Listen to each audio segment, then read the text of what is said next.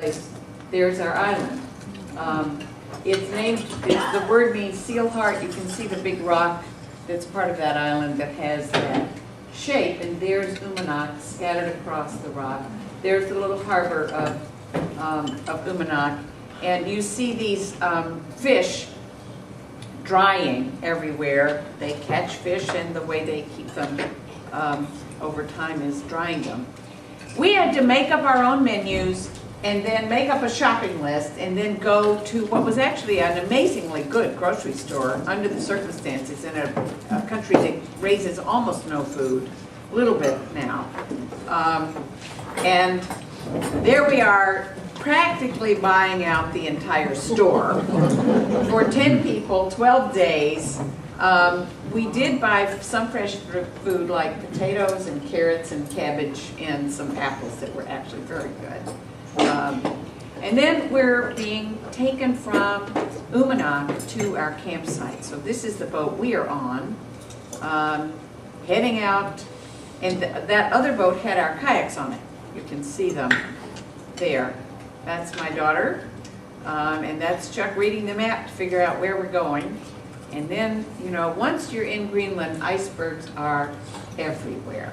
So you will see many pictures of icebergs, and you will also see waterfalls, because where it's melting from the ice cap or from glaciers up high, it's always making waterfalls. And then everywhere are awesome rocks, and I think Steve will tell you more about those and our trip. Okay, thank you. I'm just going to go back one. This is part of an island, it's called Storen Island, which is my favorite island in the whole world. And we'll show more pictures of it. But this end of the island is stained heavily with ferric oxide, iron oxide. So it's called the Desert of Umanak. And it's one of the more colorful places I think I've seen, where sands are various colors. It looks like a desert in the summertime. There's no water here. There's no drainage coming off of ice caps, so it's very, very desert-like environments. We shuttled 30 miles back from Umanak on this beautiful boat, which is quite surprising. The hotel owns a several $100,000 launch with airplane seats in it to take people on tours of Umanak area. They don't go as far as we go, but they take us in this beautiful boat back 30 miles to the end of Amitsuwatsiak Fjord. And this is our demarcation point, where you back up to a rock and throw everything on the land and shuttle it all over to a campsite. One of the first things we discovered, which on all the previous trips that I've been on, I've never seen these, is that there's a herring population boom in the fjord of Umanak right now. And these things are called capelin. They're about 6 or 8 inches long. They look like smelts, and there are literally millions of them. They swim in circles around the little bays. And we learned from a fisherman towards the end of our trip, unfortunately, but we learned from him eventually that you throw out a little bit of yogurt, and they absolutely go into a feeding frenzy. And if you had a net, you could catch hundreds in one net. We did it the hard way, just scooping them out with our big fishing net. That the holes were a little too big, so you lose about a half of them. But we did catch them. There's a swarm, a school. That black, sinuous line through the middle of the photo are thousands of capelins swimming along the shoreline. Set up our little campsite, including a teepee for eating in. If it's windy or cold or buggy, you can get out of the environment, and everybody fits in our teepee. And of course, the first thing we did is take off our clothes and go for a swim. I mean, how can you not, really? When you're in Greenland, you got to be like a seal. For 2 seconds. And one of our little friends, these Arctic fox, show up regularly to try to steal things. But because of all the capelin, there were thousands of dead capelin on the shore as well. They were very satisfied they didn't try to steal our butter this year. These guys are always around, every campsite. They're always looking for you to leave something out. And I chased one down stealing our brook trout one year and got him to drop a couple, but they're pretty fast. Do they turn white? Yeah, they're white in the winter. Yeah. Our campsite, all of our junk, and there's a lot of junk at this first site. We had sorted it all out, stayed there for 3 days, learned a lot about the environment, found out it's a little buggy at the end of Amitsuwatsiak Fjord.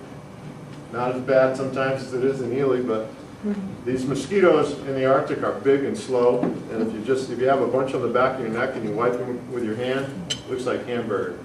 They're really big mosquitoes, but they're really dumb and they don't bite for a long time. There's our campsite, beautiful icebergs out in front. Mary's a biologist and a botanist, and she started figuring out right away what we had for plants around there. We got very excited once in a while. Mountain Avens, the plant, provincial plant of Northwest Territories, or of the Nunavut Territories across the way. We've seen them up there in Ellesmere before, and see them all over the Arctic. Forgot what that is. Curiously, does that look like it's in focus to you? Looks a little out of focus to me. Maybe it is. No, it's okay, no time. You changed it too much. Okay, that's fine. Oh, there you go. That's better.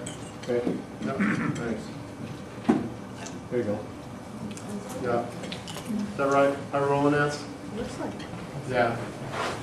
You know, the ground is, at this time of year, one of the reasons I wanted to go in June is because the Arctic wildflowers are in full bloom. We, in previous years, have always gone in mid-July and August.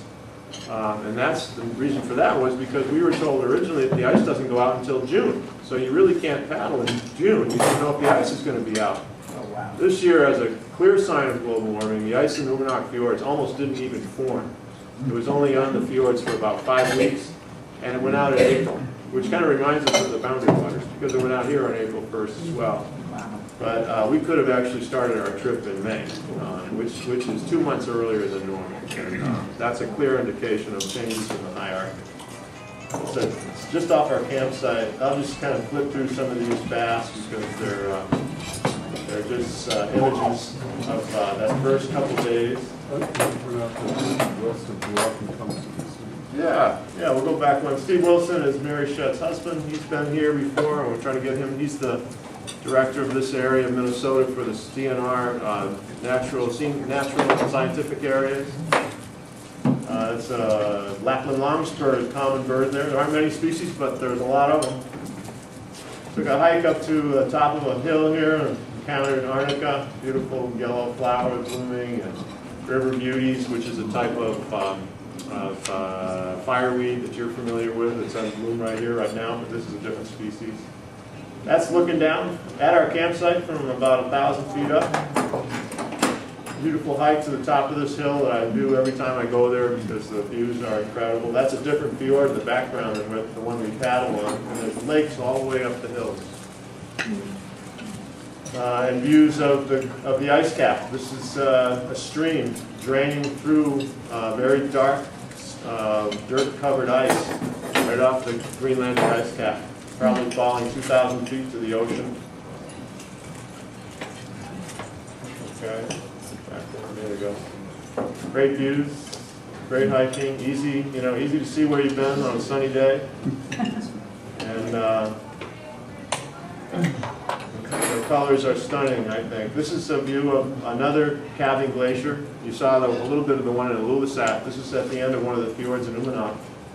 And you don't want to get too close to those things. I've had my experiences camping too close. When big chunks break off, they create small tidal waves. When rolling through your camp, it upsets the clients on occasion. With this group, I don't have to worry about because they're all friends.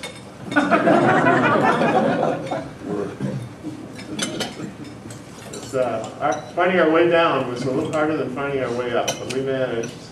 Had to fill up the water bottle from a little drip off a rock. There's drinking water everywhere in this area of Greenland. Basically, all the fresh water is drinkable. There's no giardia in this part of Greenland. I don't know if there is anywhere in Greenland, actually, yet. So let's keep it that way. And then on the way back along the shore, lo and behold, I looked down and thought, oh yeah, I forgot about this. There are mussels attached to the brown algae, to the fucus, which is washed up near, growing near the shore on the rocks at low tide. So we steamed up a batch of mussels, and they were the best. They're about 1.5 inches long to 2 inches long. They're the sweetest little mussels you ever had. If you like seafood, it's a good place to be. As our mussel